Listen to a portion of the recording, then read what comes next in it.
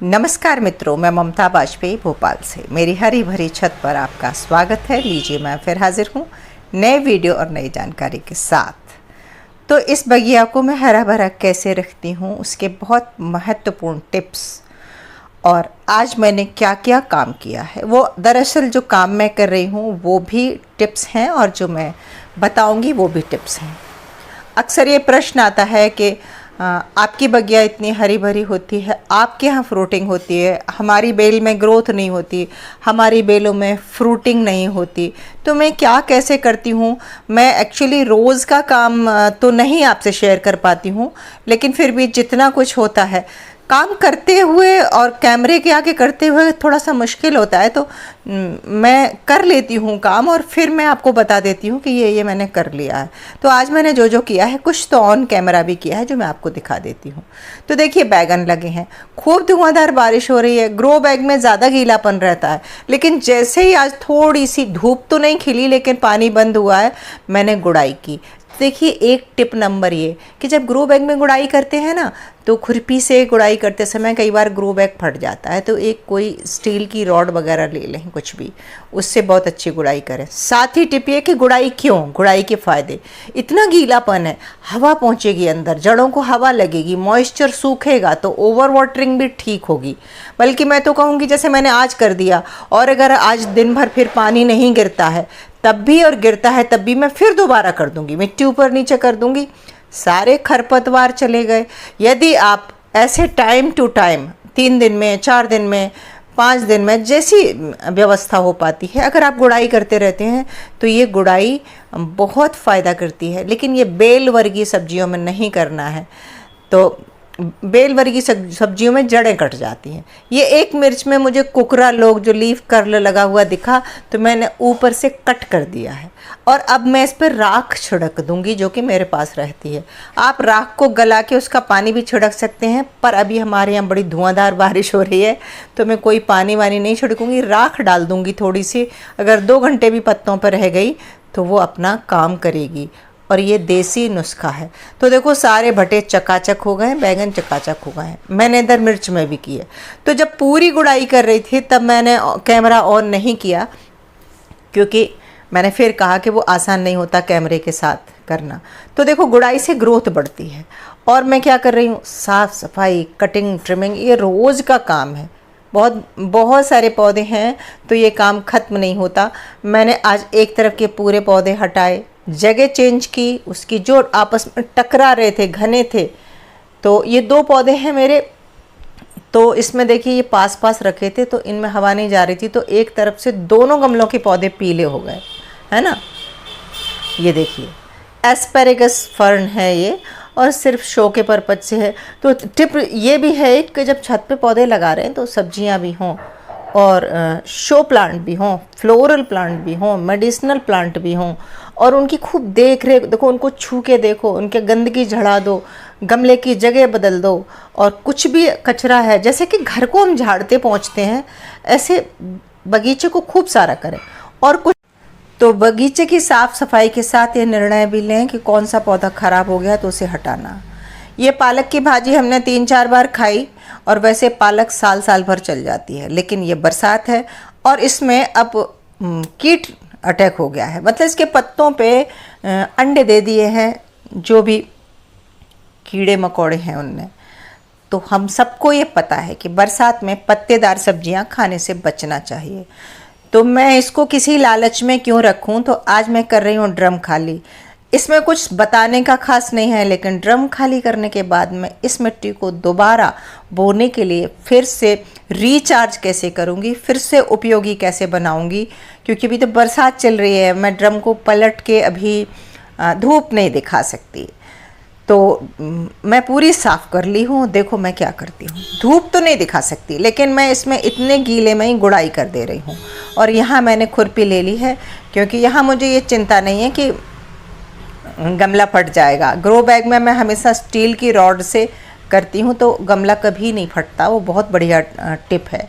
तो इसको पूरा ऊपर नीचे कर लेंगे। और ये मिट्टी एक्चुअली बहुत गीली हो रही है, क्योंकि बरसात के कारण ये जिस जगह ड्रम रखा है ना, तो ऊपर से हमारा शेड है और शेड का पानी भी इस पर टपकता है, तो वो धार से बन के आता है, तो बीच में गड्ढे गड्ढे भी हो जाते हैं। तो अब मैंने क्या किया इसमें, अच्छा 1 किलो 1.5 किलो के हिसाब से मैंने बकरी की मेमनी, बकरी की लेंड़ी की खाद ले ली है।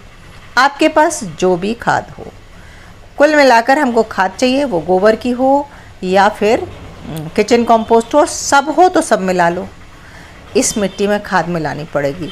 और मैं ये बहुत चिकटी सी हो गई है पानी पड़ पड़ के। इसमें जो पहले धान की भूसी मिलाई थी वो सड़ चुकी है, तो अब मैं इसमें थोड़ी सी और धान की भूसी मिला दे रही हूँ। तो ये क्या करेगी भूसी कि इसका मॉइस्चर भी सक कर लेगी, और अगर बरसात भी हो गई तो भी कोई चिंता नहीं, भूसी भी गीली हो जाएगी और गीले होके भूसी भी एकदम नरम हो जाएगी। और यहाँ ये हमारा ड्रम थोड़ा सा वेल ड्रेन होगा, धान की भूसी मिलाने से अंदर तक हवा भी जाएगी और पानी जैसा ऊपर से पड़ेगा ना वैसा ही नीचे से निकल जाएगा। तो अगर आपके पास धान की भूसी नहीं है तो कोई बात नहीं, आप गुड़ाई करके छोड़ दें और केवल खाद मिला दें बस। फिर परेशान होने की ज़रूरत नहीं है, क्योंकि धान की भूसी सबके पास नहीं होती। अगर आपके पास है तो सर्वोत्तम है, बहुत ही अच्छा है। लेकिन अगर आप सच में गंभीरता से सब्जियां उगा रहे हैं, गार्डनिंग कर रहे हैं, छत पर खेती कर रहे हैं, तो फिर आपको ये सब चीज़ें जुगाड़ के मंगा के रखना चाहिए।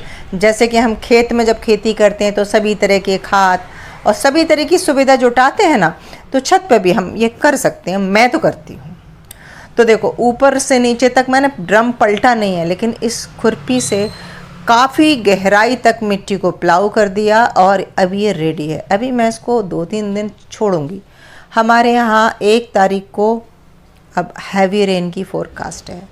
वीडियो में 1-2 दिन पहले रिकॉर्ड कर लेती हूँ, फिर एडिटिंग वगैरह करके आपके यहाँ जब पहुँचता है तो 1-2 दिन लेट पहुँचता है। तो ये शायद 1 तारीख के आसपास ही पहुँचेगा आप तक, या फिर 30 को भी पहुँच सकता है।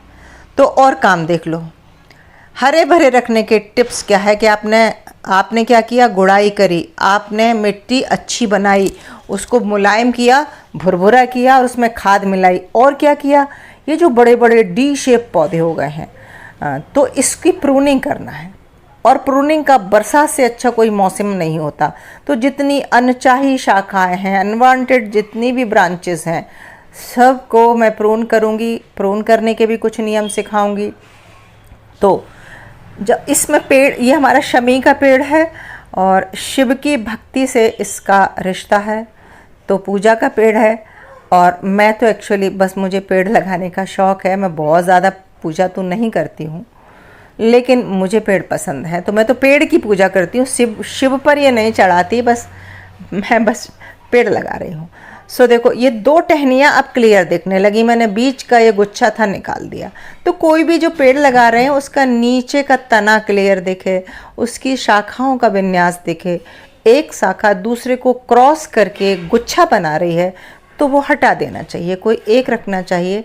अभी बीच में जब आपने कटिंग से पहले देखा तो इसका पेड़ जैसा आकार ही नहीं दिख रहा था, बिल्कुल गुच्छा झबरीला हो गया था। और कटिंग के बाद आप देखेंगे तो इसका ये शेप अच्छा आ जाएगा। जहाँ से कट कर रही हूँ वहाँ से एक की जगह 2 ब्रांचेस निकलेंगी, 3 भी निकल सकती हैं। पौधा घना भी होगा, पौधा शेप में आएगा, घना होगा और अपना वज़न ले पाएगा। और गमले में सीमित खाना है तो टहनियाँ सीमित रखें। ये ज़्यादा ब्रांचेज अच्छी तो लगती हैं देखने में, लेकिन जितनी ज़्यादा ब्रांचेज रखेंगे तो मिट्टी उतनी नहीं है तो पौधा उसको खाना कम पड़ जाएगा और वो बेरौनक हो जाएगा। तो इस समय अगर आपने नहीं की तो आप रीपॉटिंग भी कर सकते हैं, लेकिन आपको ध्यान हो मैंने इसी पौधे की रीपॉटिंग फरवरी-मार्च में की थी और तब हल्की सी प्रूनिंग भी की थी, लेकिन बरसात आते ही उसमें फिर से रीग्रोथ हो गई। तो आपके जिस पौधे में भी रीग्रोथ हो रही, जो परमानेंट प्लांट है, उसकी रीग्रोथ मैनेज करें। तो मैं जो जो काम करती जा रही हूँ सब बता रही हूँ। एक और देखो कितना घना है हमारा मीठा नीम। अक्सर आपने देखा होगा जादुई तरीका मीठी नीम को घना करने को, जादुई तरीका। ऐसा कोई जादुई तरीका नहीं होता। जब शुरू से ही पौधा बनाया जाता है, 1 टहनी होती है तब कटिंग करते हैं, फिर 2 ब्रांचेस बनती हैं, 2 से 4, 4 से 8। और अब जब ये इतना बुशी हो गया है तो मैं हार्ड प्रूनिंग नहीं कर रही हूँ, मैं सिर्फ ऊपर से नया अंकुर खोंट ले रही हूँ। देखिए यहाँ से, देखिए आप, इसकी ग्रोथ रुकेगी तो साइड की अगर कोई छोटी ब्रांच होगी तो वो बढ़ के ऊपर आ जाएगी। और अगर ये टहनी थोड़ी सी पुरानी है जिसकी मैं पिंचिंग कर रही हूँ तो उसमें से भी नई ब्रांचेज आ जाएंगी। और ये इसी तरह और भी बहुत सारे पौधों पर ये नियम लागू होता है। हेल्दी पौधा रखने के लिए अच्छी मिट्टी, खाद वाली, और समय समय पर खाद डालना। ये प्रश्न बहुत आता है, कब खाद डालें, कितना खाद डालें। तो सबसे ज़्यादा खाद डालें जब मिट्टी बना रहे हैं, जब पौधा लगा रहे हैं, बेस।